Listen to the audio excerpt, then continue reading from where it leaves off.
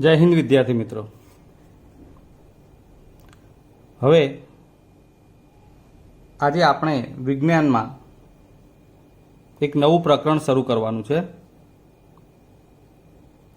જેનું નામ તો તમે જાણો છો। હવે બળ તથા ગતિના નિયમો। આ પહેલા તમે એક પ્રકરણ ભણી ગયા હતા, ગતિ, જેમાં સુરેખ પથ પર વસ્તુની ગતિની ચર્ચા તેના સ્થાન, વેગ અને પ્રવેગના સંદર્ભમાં કરી હતી। આ સિવાય ગતિના બે પ્રકાર વિશે પણ જાણ્યું હતું, નિયમિત ગતિ અને અનિયમિત ગતિ। પરંતુ પ્રકરણના અંત સુધી તમે એવું નહોતું જોયું કે ગતિ કેમ થાય છે, સમયની સાથે વસ્તુની ઝડપ કેમ બદલાય છે, શું બધા જ પ્રકારની ગતિ માટે કોઈ કારણ કે પરિબળ જરૂરી હોય છે? જો એમ હોય તો આ કારણો કયા? એનું સોલ્યુશન હવે આપણે આ પ્રકરણમાં લઈશું। મિત્રો, આગળ એરિસ્ટોટલ નામના વિજ્ઞાનીએ આવી બાબતો રાખેલી હતી કે જો પદાર્થ વધુ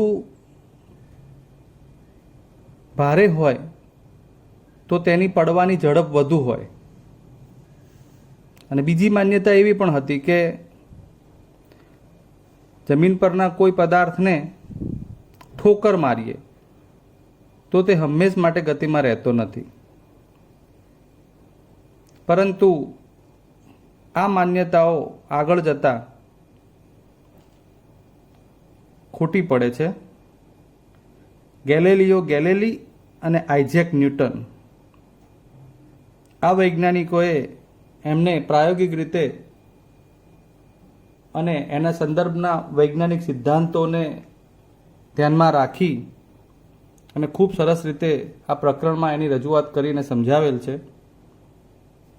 આવો આપણે એમાં આગળ વાત કરીએ। હવે આપણા રોજબરોજના જીવનમાં આપણે વસ્તુઓ ઉપર અલગ અલગ પ્રકારના બળ લાગતા જોઈએ છીએ। એક સ્થિર વસ્તુને ગતિમાં લાવવા માટે આપણે શું કરી શકીએ? કોઈ સ્થિર વસ્તુ હોય તેને ગતિમાં લાવવા માટે શું કરી શકીએ એ જોઈએ।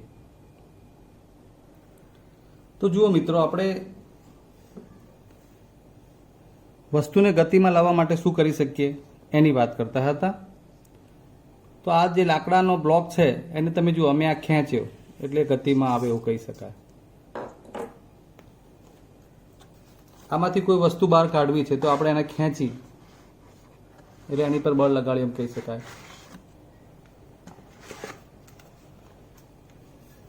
પછી કોઈ વસ્તુને આપણે નાખી દઈએ છીએ કે આમ ઠોકર મારી છે, એ રીતે ગતિમાં આવે એવું કહી શકાય।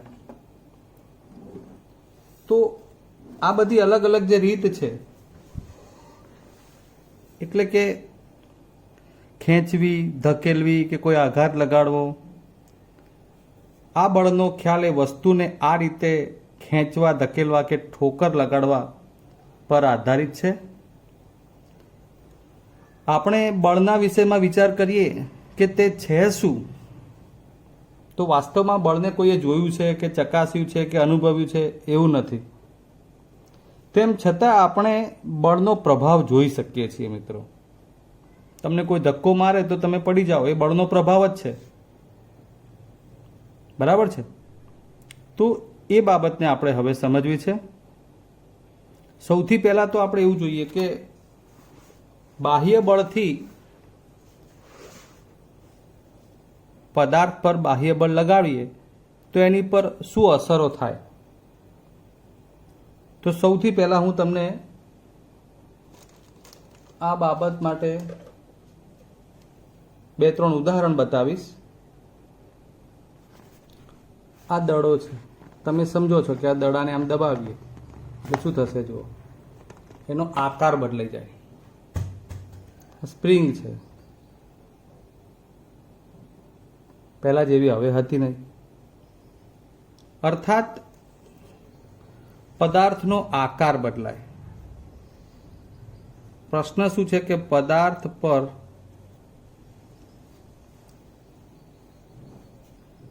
બાહ્ય બળ લગાડવાથી થતી અસરો.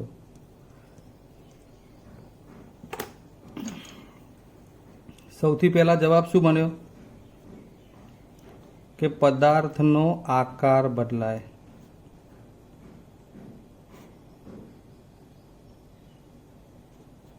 જે ઉદાહરણ બતાવ્યું. બીજું, આ રબર છે, ઇરેઝર. આ રબરને અહીંથી આપણે આ શું કર્યું, ધક્કો માર્યો, એટલે અહીંથી એ ત્યાં ગયું. અર્થાત પદાર્થનું સ્થાન બદલાય. બીજા નંબરે પદાર્થનું સ્થાન બદલાય. આગળ જોઈએ.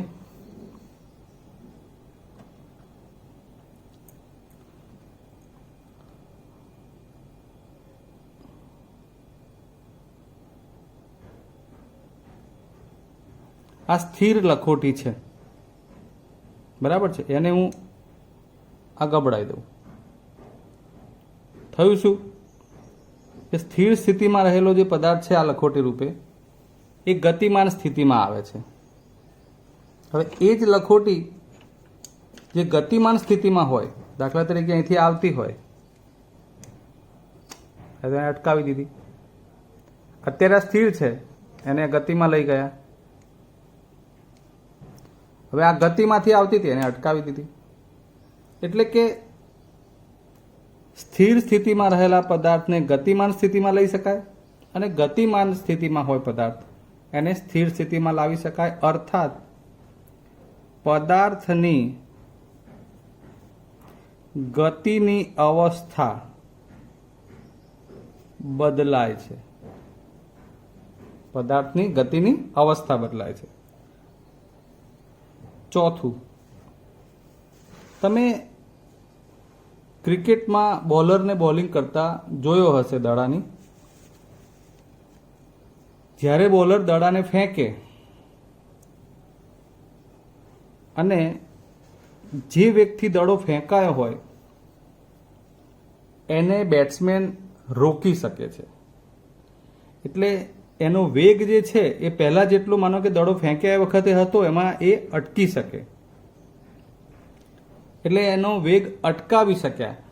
પણ એવું એ બને કે સામે દડાને વધારે બળથી ફટકારે એટલે એ દડો જે બોલરે ફેંકેલો હતો જે ગતિમાં, બરાબર છે, એના કરતાં પણ વધુ ગતિથી એ આગળ ધપી શકે. બન્યું શું, તો બોલરે ફેંકેલા દડાને આપણે અટકાવી પણ શકીએ છીએ અથવા તો એ દડાને જોરથી બેટ વડે ફટકો મારીએ ત્યારે એના વેગના મૂલ્યમાં વધારો પણ કરી શકીએ છીએ. એટલે બે બાબત દડા સાથે થઈ કે એના વેગના મૂલ્યમાં ફેરફાર થયો, ઓછું પણ થાય છે અને વધે પણ છે. એટલે કે ગતિમાન પદાર્થ હોય કોઈ, એના વેગમાં ફેરફાર થાય તથા તેની દિશા પણ બદલાય. ખરું ને? કારણ કે ફટકારેલો દડો છે ગમે તે બાજુ જાય. હાલ આપણે એક સાદું ઉદાહરણ લેવું હોય તો પણ અહીંથી આપણે લખોટી દ્વારા સમજી શકીએ. આપણે એને ગતિમાં લઈ ગયા, અટકી ગયું, તો ગતિમાન પદાર્થમાંથી એનો વેગ ઓછો થઈ ગયો.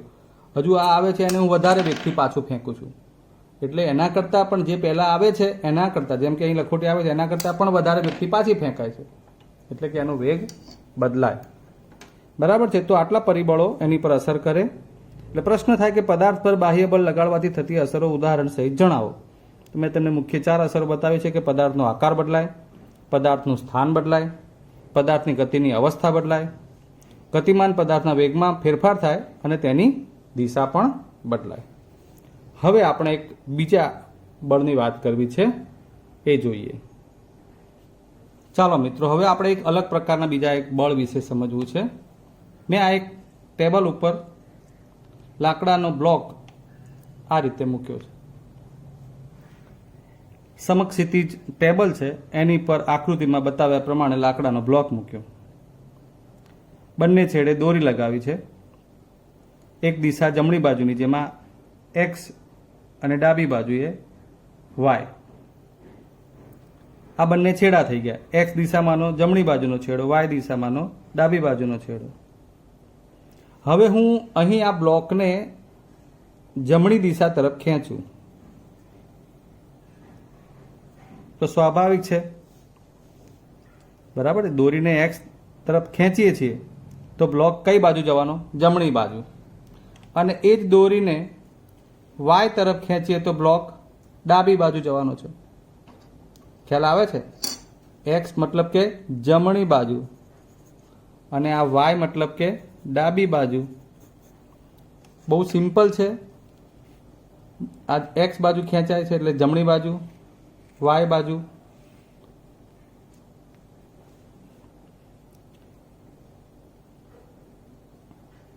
પરંતુ હવે એક કામ કરો, બ્લોકને બંને બાજુથી ખેંચીએ તો હજુ આમ થાય છે. કેમ? એનું કારણ છે કે કઈ બાજુ વધુ બળ લાગે છે એટલે એ આઈડિયા નથી આવતો, એટલે જે બાજુ વધારે લાગે એ બાજુ જાય છે. પણ માનો કે આપણે બંને બાજુ સમાન બળથી ખેંચી રહ્યો છું. અત્યારે આ બ્લોકને હું બંને બાજુ સમાન બળથી ખેંચું છું. અત્યારે જુઓ તમે, તો બ્લોક ટસસે મસ નહીં થાય. હવે હું આ ખેંચી રહ્યો છું બંને બાજુ. અમારા હાથ તમે જુઓ, ધ્રુજારી બતાવું છું, એનો મતલબ કે બંને બાજુથી હું ખેંચું છું તો બ્લોક જગ્યા ઉપર જ છે. એનો અર્થ કે બંને બાજુ સમાન બળ લાગે છે એટલે એ એનું સ્થાન બદલતો નથી. તો આવા પ્રકારના બળ, બરોબર છે, એને આપણે સંતુલિત બળો કહીએ છીએ. બરોબર છે.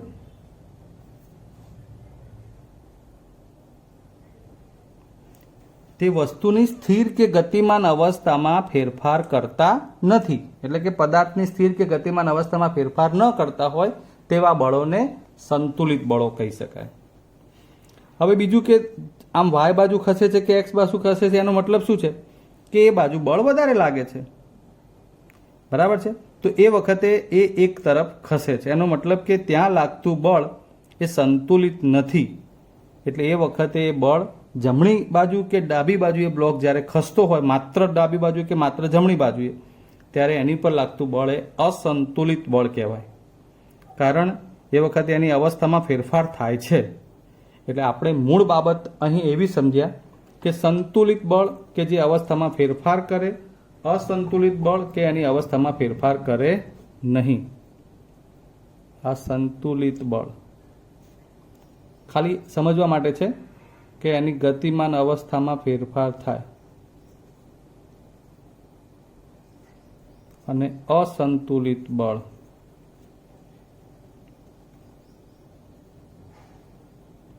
ફેરફાર ન થાય, અવસ્થામાં ફેરફાર થાય. આ આપણે એક સાદા ઉદાહરણથી સમજ્યા છીએ. હજુ આપણે એક બ્લોકના ઉદાહરણથી આને સમજવું છે. મિત્રો, આ એક જે રેડ કલરનો ભાગ નીચે દેખાય છે એ એક ખરબચડી સપાટીવાળું પૂંઠું લીધું છે મેં. એટલે કે તળિયે સપાટી ખરબચડી છે અને એની ઉપર એક બ્લોક મૂક્યો છે એવું સમજો. હવે મારે એને ડાબેથી જમણી બાજુ ખસાડવું છે. આ માનો કે આ પેનનો છેડો છે, આ ભાગ અહીંથી હું ફોર્સ કરું છું તો અત્યારે ખસતું નથી. જુઓ, હજુ થોડું વધારે ખસાડવાનો પ્રયત્ન કરું છું, હજુય ખસતું નથી. હવે હું થોડું શું કરીશ તો ખસશે? તો કે બળ વધારે આપવું પડશે. અમે બળ વધારે આપ્યું, આ વધારે બળ આપું છું તો ખસે છે. હવે આ ખસે છે, હવે ખસે છે. શરૂઆતની જે સ્થિતિ છે અહીં કે જેમાં આ ખસતું નથી, તમે જુઓ, પછી ખસે છે, હજુ હવે આ વધારે ખસ્યું. બસ આ બાબતને આપણે અહીં સમજવાની છે. આપણા પુસ્તકમાંથી જ આપણે આ ટોપિક સમજીએ. હવે પહેલી આકૃતિ એ, પછીની આકૃતિ બી અને પછીની આકૃતિ સી. બરોબર ધ્યાનથી જોઈ લો. કોઈ મોટું લાકડાનું બોક્સ છે, એને બે બાળકો ખસેડી રહ્યા છે. પહેલા પ્રયત્નમાં જ્યારે એને ખસેડે છે ત્યારે શું થાય છે? તો બોક્સ માનો કે ખસતું નથી. કારણ? એનું કારણ તો હશે ને કંઈક. કેમ ખસે નહીં? ધક્કો મારીએ તો છીએ આપણે થોડો ઘણો. તો પહેલી આકૃતિમાં તમે આ બંને પ્રકારના એરા જુઓ. આનું કંઈક મહત્વ છે. આ ઉપરનો એરો છે એ તમે બળ લગાડો છો એ સૂચવે છે, અને નીચે આ શું, એમાં ક્યાં આપણે આમ બળ લગાડીએ છીએ, તો એ ક્યાંથી આવ્યું? મિત્રો, આપ જાણો છો કે સૌથી મોટું જો ફિઝિક્સમાં કોઈ કારણ બનતું હોય પદાર્થની ગતિ માટેનું કે એનું, તો એ છે ઘર્ષણ બળ. એ તો તમને હવે ખબર પડી જ ગઈ હશે કે એને આધારિત જ બધા વાહનો રોડ પર દોડી શકે છે. ક્લિયર? એટલે જ્યારે આ પહેલી આકૃતિમાં આ બ્લોક નથી ખસતો, એનો અર્થ એવો થયો કે આ નીચેની જે ખડબચડી સપાટી છે એ તમે લગાવેલા બળની વિરુદ્ધ દિશામાં એ પોતાનું કાર્ય એટલે કે બળ લગાડે છે. એ ઘર્ષણ બળ છે. આ ઘર્ષણ થતું હોય એટલે એને કારણે લાગતું બળ એક પ્રકારે જે આપણા બળની વિરુદ્ધ દિશામાં હોય. આપણું બળ આ દિશામાં છે તો ઘર્ષણ બળ વિરુદ્ધ દિશામાં હોય. એટલે ઘર્ષણ બળની વિરુદ્ધ દિશામાં આ લાગતું બળ એ આના જેટલું જ હશે ને, માટે આ બ્લોક નથી ખસતો. ક્લિયર? તમે બળ વધાર્યું છે તો હજુ પણ એવી શક્યતા છે કે જેટલું બળ લગાડો છો એટલું અહીં ઘર્ષણ બળ લાગે છે. માટે બીજી કન્ડિશન એટલે કે આકૃતિ બીમાં પણ આ બ્લોક ખસતો નથી. તો હજુ શું કરી શકાય? હજુ આપણે વધારે બળ લગાડી શકીએ. આપણે જ્યારે બી આ કોઈ આવા કાર્યો કર્યા હશે ત્યારે તમને ખબર પડતી જ હશે કે આપણું બળ જ્યાં જ્યાં સુધી એ બ્લોક કે જે તે પદાર્થ નથી ખસતો ત્યાં સુધી આપણે વધારતા જતા હોઈએ છીએ. એવી જ ક્રિયા આકૃતિ સીમાં કરેલી છે. એ બ્લોકની ઉપર હવે આ એરો છે એ આના કરતાં વધારે છે. એનો અર્થ એવો થાય છે કે અહીં લગાડવામાં આવતું બળ એ આ લાગતા ઘર્ષણ બળ કરતાં વધારે છે. એટલે વધુ બળથી ધક્કો લગાડવામાં આવે છે એટલે આ ઘર્ષણ બળ કરતાં આપણું લગાડેલું બળ વધી જાય છે, અને માટે એ વધી જવાથી આ બ્લોક એ આ બળની દિશામાં ગતિ કરે છે. એટલે ટૂંકી બાબત તમારે આમાંથી એ સમજવાની થાય કે ઘર્ષણ બળ કરતાં આપણું લગાડેલું બળ જ્યારે વધતું જાય, વધે, વધારે હોય ત્યારે એ પદાર્થ ગતિ કરે. તમે સાયકલ ચલાવતા હોય ત્યારે પણ આવું જ બને. જ્યારે આપણે પેડલ મારવાનું બંધ કરી દઈએ, સાયકલને પેડલ મારીને ગતિમાં લાવીએ છીએ, બરાબર છે, પણ પેડલ મારવાનું બંધ કરો એટલે સાયકલની ગતિ ધીરે ધીરે ઓછી થતી જાય. એનું કારણ છે કે ઘર્ષણ બળ એ ગતિની વિરુદ્ધ દિશામાં લાગતું હોય. એટલે સાયકલને ગતિમાં ચાલુ રાખવા માટે આપણે ફરીથી પેડલ મારવાનું ચાલુ કરવું પડે. ઘર્ષણ બળનું કામ તો એટલું ને એટલું જ છે. હવે તમે પેડલની ગતિ બંધ કરી દો છો પેડલ મારવાનું, એટલે ઘર્ષણ બળનું મૂલ્ય વધતું જાય છે અને પેડલ ઉપર જે એની ગતિનું મૂલ્ય છે એ ઓછું થતું જાય છે. એટલે ધીરે ધીરે ગતિ ઘટી જાય. પછી ફરી પાછું પેડલ મારો, એનો મતલબ કે પેડલને હવે બળ વધારે આપો છો એટલે ઘર્ષણ બળ કરતાં વધે, એટલે પાછું ગતિથી આપણું ટાયર ફરે ને સાયકલ સ્પીડમાં જાય. સમજી ગયા? તો હવે આપણે આની થોડી ચર્ચા કરી લઈએ મુદ્દાસર. સંતુલિત બળ અને અસંતુલિત બળની સમજ આપો. બરાબર છે, એની ચર્ચા કરી લઈએ. તો આપણે આખો પ્રયોગ જોઈ લીધો છે, આપણને ખબર છે. સૌથી પહેલા તો સંતુલિત બળ એટલે પદાર્થની ગતિમાન અવસ્થામાં કોઈ ફેરફાર થતો નથી, અને ફેરફાર થાય તો એ અસંતુલિત બળ થાય. જ્યારે કેટલાક બાળકો બોક્સને ખરબચડી સપાટી પર ઓછા બળથી ખસેડવાનો પ્રયત્ન કરે છે ત્યારે તે ખસતું નથી, કારણ કે બોક્સની જે સપાટી ખરબચડી સપાટી સાથે સંપર્કમાં હોય તેમની વચ્ચે ધક્કાની વિરુદ્ધ દિશામાં ઘર્ષણ બળ લાગે છે, જે બાળકોના બળને સંતુલિત કરે છે, જે આકૃતિ એમાં બતાવી છે. બીજું, જો બાળકો હજુ બોક્સને થોડા વધુ જોરથી કે બળથી ધક્કો મારે તો પણ તે ખસતું ન હોય, તો ઘર્ષણ બળ એ બાળકોએ લગાડેલા બળને સંતુલિત કરે છે એવું થાય છે પાછું. એટલે પણ આ બીજી આકૃતિ મુજબ એ આગળ વધતું નથી. જો હજુ થોડું વધારે જોરથી ધક્કો લગાડવામાં આવે એટલે કે બળ લગાડવામાં આવે તો એ બળ એ ઘર્ષણ બળ કરતાં વધી જાય છે, જે અગાઉ આપણે વાત કરી, અને માટે બોક્સ ગતિ કરવાનું શરૂ કરે છે, જે અસંતુલિત બળ છે. અહીં આપણે આ બંને પરિસ્થિતિમાં એવું કહી શકીએ કે સંતુલિત બળ જ લાગે છે, જ્યારે અહીંયા આ અસંતુલિત બળ લાગ્યું. હવે મુદ્દાને જરા સમજી લઈએ. ટૂંકમાં તમને આઈડિયા આવી જવો જોઈએ કે આ કેમ નથી ખસતું અને કેમ ખસે છે. એના જવાબો સંતુલિત બળ, અસંતુલિત બળ. ઘર્ષણ બળ કરતાં આપણું બળ ઓછું હોય તો ન ખસે, ઘર્ષણ બળ કરતાં આપણું લગાડેલું બળ વધુ હોય તો ખસે, એવો આપણને ખ્યાલ હોવો જોઈએ. સંતુલિત પ્રશ્ન થાય કે સંતુલિત બળનું પરિણામી બળ શું શૂન્ય હોય છે? તો એનો જવાબ છે હા. તેથી સ્થિર અવસ્થામાં રહેલો પદાર્થ સ્થિર અને ગતિમાન પદાર્થ અચળ વેગથી ગતિ ચાલુ રાખે છે. પાછું આ કંઈક નવું આવ્યું તમારા માટે કે ગતિમાન પદાર્થ અચળ વેગથી ગતિ ચાલુ રાખે છે, એટલે આપણે બળ નથી લગાડતા, એ એની પોતાની ગતિ અચળ વેગથી ચાલુ રાખી શકે. ખ્યાલ આવ્યો? સ્થિર પદાર્થ સ્થિર જ રહેતો હોય એટલે સંતુલિત બળનું પરિણામી બળ શૂન્ય હોય છે. ક્યારેક સંતુલિત બળોની અસર હેઠળ પદાર્થનો આકાર પણ બદલાય છે. પરિણામી બળની દિશામાં અસંતુલિત બળોની વાત કરી, આ સંતુલિત બળની વાત થઈ, બંને તફાવતના મુદ્દા કહી શકીએ. અસંતુલિત બળોનું પરિણામી બળ અશૂન્ય હોય છે, કારણ કે સ્વાભાવિક છે, કોઈ એક દિશામાં ગતિ થવાની જ છે વધઘટના હિસાબે બળના. તેથી અસંતુલિત બળોના પરિણામી બળોની અસર હેઠળ પદાર્થ પરિણામી બળની દિશામાં સ્થાનાંતર અનુભવે. જે બળ વધારે છે એ દિશામાં એનું સ્થાનાંતર કરશે. ઉદાહરણ, તમે રસ્સા ખેંચ રમતા હોવ છો ત્યારે બંને બાજુ ટીમમાં કોઈ એક સાઈડમાં રસ્સો ખેંચાય છે, એનો મતલબ કે એ બાજુ બળ વધારે લાગે છે. બહુ સિમ્પલ છે, સમજી ગયા? જરા તફાવત જોઈ લઈએ. સંતુલિત બળ, અસંતુલિત બળ. તો પદાર્થ પર લાગતા બળો સમાન મૂલ્યના અને પરસ્પર વિરુદ્ધ દિશામાં હોય, આ સંતુલિત બળ માટે. એ રીતે પદાર્થ પર પરસ્પર વિરુદ્ધ દિશામાં લાગતા બળો સમાન હોય નહીં, એ અસંતુલિત બળમાં. આ બળથી પદાર્થની સ્થિર કે ગતિમાન અવસ્થામાં ફેરફાર થતો નથી, અને આ બળથી પદાર્થની સ્થિર કે ગતિમાન અવસ્થામાં ફેરફાર થાય છે. સમજ્યા મિત્રો? તો બે ટોપિક આપણે ખાસ મહત્વના સમજ્યા છીએ કે પદાર્થ પર બાહ્ય બળ લાગતા એમાં શું ફેરફાર થાય. પ્રશ્નમાં યાદ રાખી લેજો, પદાર્થ પર બાહ્ય બળ લગાડતા એમાં શું ફેરફાર થાય, ઉદાહરણ સહિત સમજાવો. અને પ્રશ્ન નંબર 2, સંતુલિત અને અસંતુલિત બળો સમજાવો. અને 3 કહેવું હોય તો સંતુલિત અને અસંતુલિત બળનો તફાવત સમજાવો.